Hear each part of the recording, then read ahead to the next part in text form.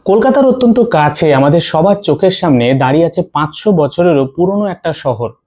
এই শহরটা পলাশির যুদ্ধ, বর্গী আক্রমণ ইত্যাদি ঐতিহাসিক ঘটনার পাশাপাশি বিভিন্ন ঐতিহাসিক ব্যক্তিত্বদেরও একটা জীবন্ত প্রমাণ।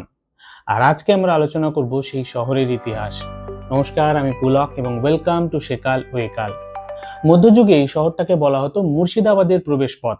তবে এই শহরটা কিন্তু মুর্শিদাবাদে নয়। ধর্মপুরাণ থেকে শুরু করে এরিয়ানের ইতিহাস প্রায় সমস্ত জায়গাতেই এই শহরটার নাম পাওয়া যায়। মুর্শিদকুলি খাঁ তার রাজত্বকালে প্রথম এই শহরে একটা প্রহরী মন্দির নির্মাণ করেছিল, কিন্তু বর্গীদের আক্রমণকালে সেই সমস্ত কিছু ধ্বংস হয়ে যায়। জানা যায় যে বর্গীরা এত মারাত্মকভাবে এই শহরটাকে আক্রমণ করেছিল যে প্রায় সমস্ত ঘরবাড়ি নিশ্চিহ্ন হয়ে যায় এবং এখানকার মানুষগুলো যাতায়াত করার সময় যাতে বন্য প্রাণীদের আক্রমণে না পড়ে সেই জন্য সিঙ্গা বাজিয়ে যাতায়াত করত। এই শহরটাতে তিনটে বড় বড় যুদ্ধ হয়েছিল। এই শহরটা প্রমাণ তিনটে ঐতিহাসিক যুদ্ধের। প্রথম দুটো যুদ্ধ হয়েছিল আলীবর্দীর সাথে বর্গীদের এবং তৃতীয় যুদ্ধটা হয়েছিল ব্রিটিশ সেনার সাথে মীর কাসেমের।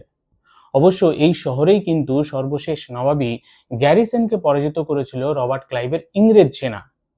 তারপর শ্রীচৈতন্য মহাদেব 1510 সাল নাগাদ এই শহরেই কিন্তু কেশব ভারতীর থেকে দীক্ষা নিয়েছিলেন এবং সেই পার্টিকুলার জায়গাটা আজকে গৌরাঙ্গ বাড়ি নামে পরিচিত। আর আজকে আমরা আলোচনা করছিলাম পূর্ব বর্ধমানের শহর কাটোয়া নিয়ে, যার পূর্ব নাম কাঠদ্বীপ বা কাটাদ্বীপ। এই ছিল আজকের ভিডিও। কেমন লাগলো আপনাদের? যদি ভালো লাগে ফেসবুকে ফলো করবেন, ইউটিউবে লাইক, কমেন্ট ও সাবস্ক্রাইব করবেন। Thank you.